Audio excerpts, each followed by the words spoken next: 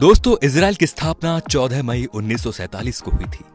लंबे समय के संघर्ष के बाद यहूदी को ब्रिटेन से आजादी मिली थी और नए सौराष्ट्र की स्थापना हुई और इसे इजराइल नाम दिया गया। ये दुनिया का एकमात्र यहूदी देश है।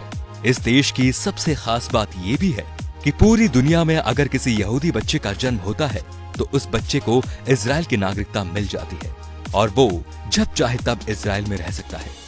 इजराइल की राष्ट्रभाषा हिब्रू है। लोगों को इस भाषा को बोलते शर्म आती है।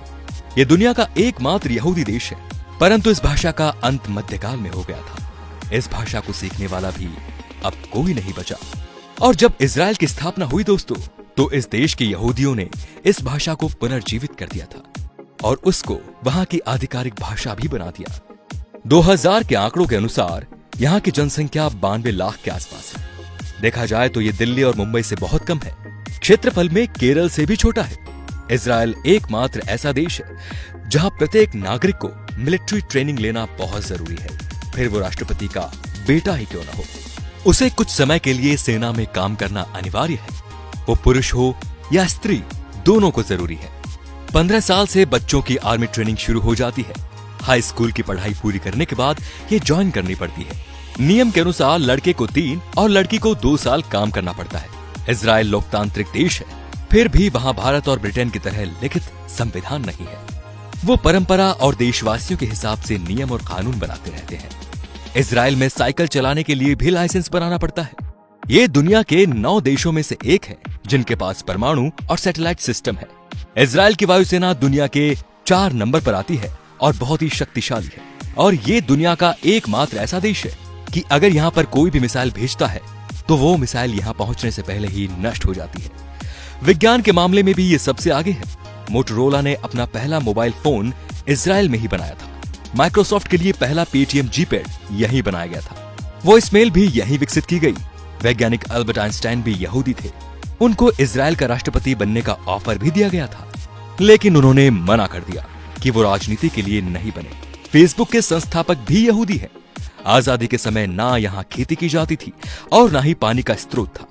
फिर टेक्नोलॉजी के चलते चलते आज के समय में 99 खाद्य पदार्थ खुद पैदा करता है। इसके अलावा समुद्र के पानी को पीने और दूसरे काम में प्रयोग भी करता है। यहाँ पर 40 बुक स्टोर है क्योंकि यहाँ सरकार किताबें पुख्ता करवाती है।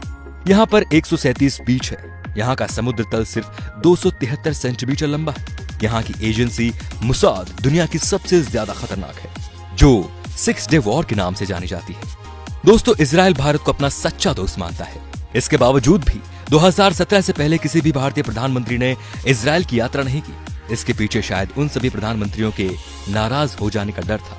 लेकिन 2017 में प्रधानमंत्री नरेंद्र मोदी इजराइल का दौरा करने वाले पहले प्रधानमंत्री बने। उनके इस दौरे ने भारत और इजराइल की दोस्ती को और गहरा मजबूत कर दिया। दोस्तों, 2014 से पहले जब हमारे देश में कोई आतंकवादी हमला होता था तब उसकी कड़ी निंदा की जाती थी, जबकि 1948 से ही इजराइल का एक ही मूल मंत्र रहा है कि अगर किसी देश ने हमारे देश के एक नागरिक को मारा तो हम उसके देश में घुसकर उसके 1000 नागरिक को मारेंगे। और फिर उन्होंने ये करके भी बताया। तो दोस्तों, इजराइल से सिर्फ 1 साल पहले हमारा देश आजाद हुआ था, लेकिन विकास के मामले में आज हम कहाँ हैं और इजराइल कहाँ है, ये सब आपको पता है। तो आप सभी को भी इजरायली नागरिकों से यही सीख लेनी चाहिए और अपने देश की तरक्की में पूरा योगदान करना चाहिए। धन्यवाद।